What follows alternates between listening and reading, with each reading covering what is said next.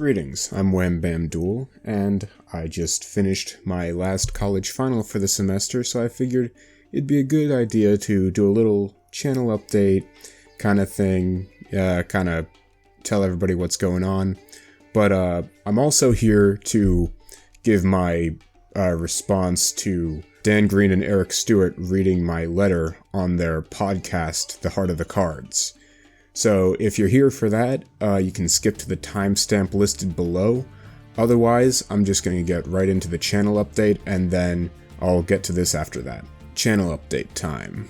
When it comes to the solo mode readings, I'm just going to continue doing those as they're released.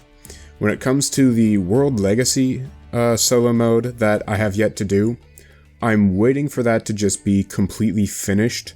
That way I can, cast myself and some friends to do a full reading of that. It'll be really cool, I think. Ban list stuff, I don't have too much content about actually playing the game anymore, although I do want to make more content that involves playing the game. I mean, I'm not a huge competitive player, so I know my voice on these things isn't hugely important, but I just find them fun to do, and as long as it seems like people are enjoying them, they're still getting at least 10 views. As long as people are enjoying them, I'll still continue to make them. I definitely want to do more stuff with Duel Links lore when I get a chance, whenever there's a really lore relevant event, because a lot of people really seem to like this one. So I definitely want to do more stuff involving Duel Links. When it comes to the randomized progression series, Evan and I kind of had to put a pause on that because it was the most time-consuming series I have on my channel. And, he and I are both college students, and we had finals coming up and all that, so... And not to mention, classes this semester were just really difficult in general for both me and Evan, I think. So hopefully now that it's the winter break, Evan and I can wrap up this series. I'm planning on trying to get to episode 22 and then finishing it off there because we had a big celebration around episode 11. So, it'd be cool to finish it up around episode 22. But when it comes to comparing JoJo stands to Yu-Gi-Oh cards, I just kind of do those as I get the ideas to do them. They're not very popular, but I still have fun making them, so... you can expect more of those in the future, but I don't know how often you can expect them. The Duel Links summoning animation tier list with JD, I plan to just update annually. So around the time this one was released in 2022, hopefully a year from then in 2023, JD will be good to do another one of these for a Vrains update. I think we were doing these, or I think this was done around the end of the spring semester for college, so early summer break, so I think that'll probably be around the same time as that. I do have other plans for the channel. I think I made a community post about them.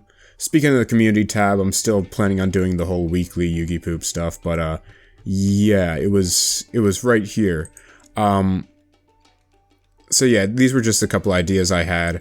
I'm planning on expanding on them. I'd need to find people that I can actually do Dimension Destination with. And awful archetypes, I'm trying to get better at certain animation software, so that way this thing won't just be a bunch of still images, and it'll actually be something a little more visually interesting to watch.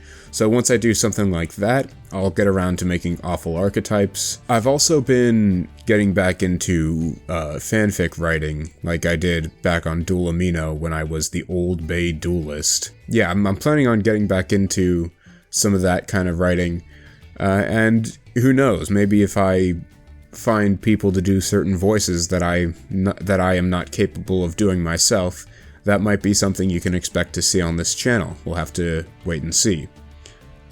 But yeah, I think that's about it for the channel update right now. So I think now we can get into what we're really here for. Alright, so for those who don't know, Dan Green and Eric Stuart run this podcast on the Audramada Productions YouTube channel. They've been doing a lot of episodes based on the hero's journey as outlined by, I think it's Joseph Campbell.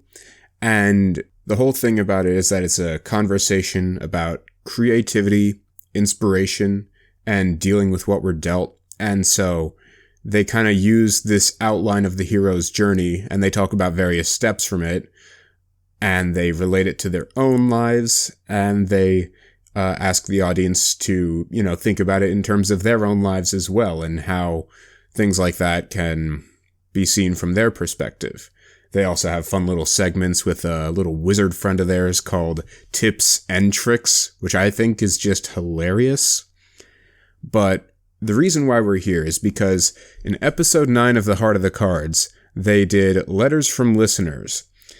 And I had submitted a letter earlier on, and this is their first letters from listeners, and I did not expect to be the first person that would get their letter read. I wish I could have filmed or, recorded my initial reaction to it, but I think that night I was really cramming to study for a final that I had the next day, and that just dropped at like midnight.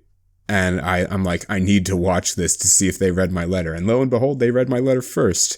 And it just made my week that week. Let's get right into this. So before I hit play, feel free to check out Audramada Productions. Dan Green and Eric Stuart do some really good stuff on this channel. I highly recommend it. So without further ado, let's hear what they have to say about the letter from Wham Bam Duel. So, without any further ado, Eric, would you please reach into our mailbag and share the first letter that we're going to address today? Sure, hold on. No, not that one. Okay, yeah. I'm not looking. I'm just Don't reading. get a paper cut. Okay, here's one. I love this in terms of who it's from. This is from Wham Bam Duel. Yeah, exactly. An interesting family name. Interesting family name, yeah. For those who don't know, I get Wham Bam Duel from the Wham Bam bosses from Kirby Superstar Ultra. Not Superstar, Superstar Ultra, because there's more there. And I like the design for Wham Bam Rock better than the one from Superstar. Not to mention there's also Wham Bam Jewel in Superstar Ultra. So yeah, I just kind of took Wham Bam Rock's Superstar Ultra design and made it into a Yu-Gi-Oh thing, and I figured it'd be cool. So yes, interesting family name. I completely agree with Eric Stuart here.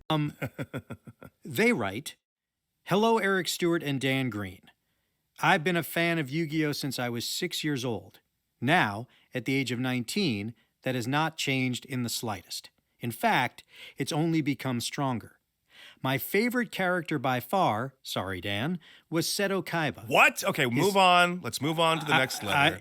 Yeah, unfortunately, that's the end of when they read my letter. Dan Green really just didn't like the fact that Kaiba was my favorite character and just insisted on moving on. Of course, we're just kidding here. He continues to read my letter. Hey, I just picked it randomly out of the bag. Sure. Sorry, let's pick up there. His in-your-face attitude was one that always made me laugh. And while Yugi, Atem, and their friends taught me the value of friendship and unity, I think a lot of people overlook the fact that the characters of the Kaiba brothers teach the importance of family. No matter who your family is, even if you're whittled down to just yourself and your younger brother, those are the people that you must be willing to do just about anything for. And I stand by that. Like, it doesn't matter who your family is. It doesn't even have to be people that you're necessarily related to. But if you're really close with a group of people and you consider them to be family, even if you're not literally blood related to them, even, just people who are that important are people that you just need to keep in touch with, keep close with, and definitely uphold relationships with.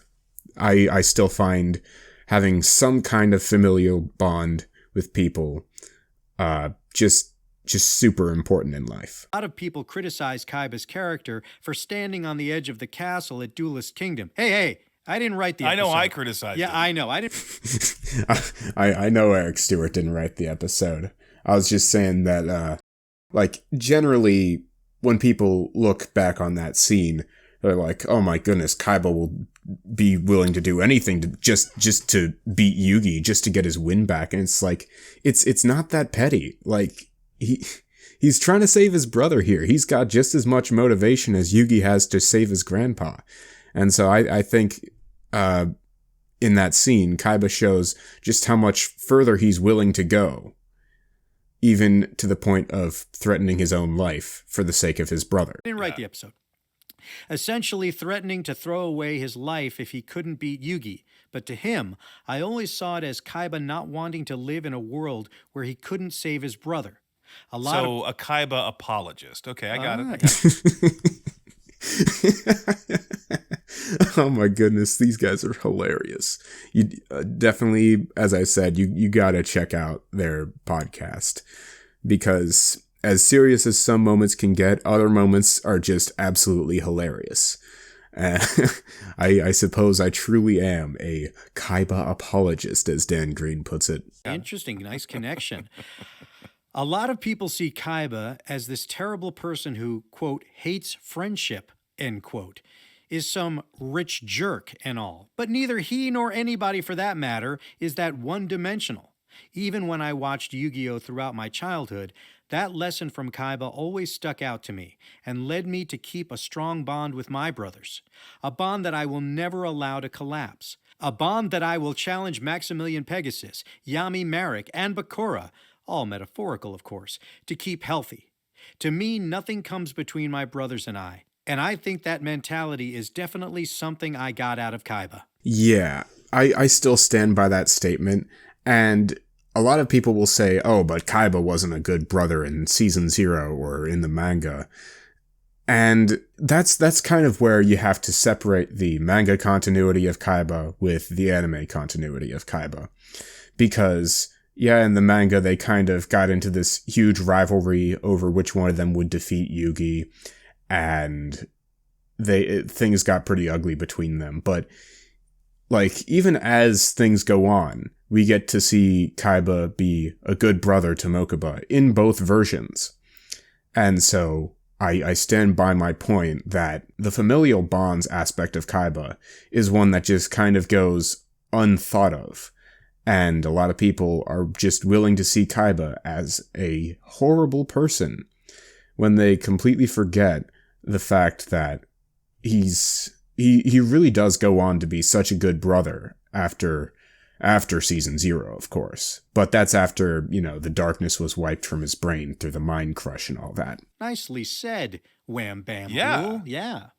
Yeah, well observed, well thought out, good examples. Yeah. And absolutely true. Absolutely correct. I do love the fact that approach to the character also registered.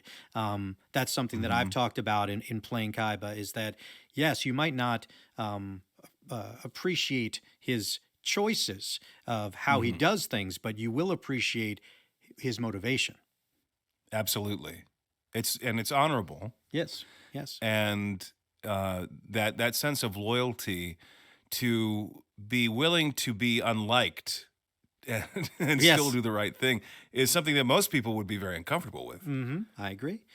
I also agree with that statement, of course. Yeah, just the fact that so many people just hate on Kaiba for the way he handles things. But, I feel like within the character, that's just the only way he could have handled things. As I stated in the letter, I believe Kaiba just didn't want to live in a world where he could not save Mokuba. And those people aren't even cartoons. All right, your turn. Would you reach into our... Well, I wanted to say one more thing. Yeah, sorry. About Wham Bam Duel. Yeah. I'm not offended at all that Seto is the favorite character here. And I try to put myself in the position of being an audience member of that kind of age range at that time. And I totally think that I would have liked Kaiba more.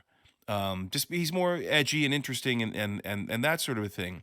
But yeah, he's also honorable, and you've spoken many times about how these are rivals. There's not really a villain, that everyone's redeemable, and I think that exists, of course, in Takahashi's work to begin with. I agree. That you do such a good job of understanding that and realizing that's where the character Well, thank you. is coming from. I love the fact that that focus that I do put on the character comes through. Working against, of course, the animation that's there and whatever other dynamics are there to still have that continuity. Right. To shine Right. through is great. And plus, I have to say, it's not always easy to play the hero. It's not. I mean, you do a fantastic job with Yugi that's and very Atem, but it's not always easy because sometimes people are like, oh, it's too squeaky clean. It's too, it's one dimensional, Sure. but it's not at all. And the hero is much more predictable. Yeah, Usually. but you also play a dual personality hero, and that's very complicated. All right. Well, this next letter. Yeah, I really like their closing thoughts on my letter. I kind of find it funny that Dan Green himself said that if he was at the same age and saw the show, that he would probably like Kaiba better as well. I find that hilarious. Yeah, I really like their closing thoughts, and I am still just completely humbled at the fact that they not only featured my letter, but it was the first letter they featured, and that's just, I'm so thankful to these guys, Dan Green and Eric Stuart. They're both absolute legends. Definitely check out Audramada Productions. Check out the rest of this video and check out their other videos. When through watching their stuff, you do kind of get to know them a little bit outside of their roles as Yugi, Kaiba, and the various other characters that they've played. You get to learn, like before I checked out this podcast, I didn't know Eric Stuart had his own band, the Eric Stuart Band, and now that's something I listen to. Yeah, this is just seriously great podcast and everything they're doing. There's tips and tricks. But yeah, just definitely check out Audramada Productions. They are really something special. With that being said, I've been Wham Bam Duel. I'm always happy to see you, and I'll see you next time.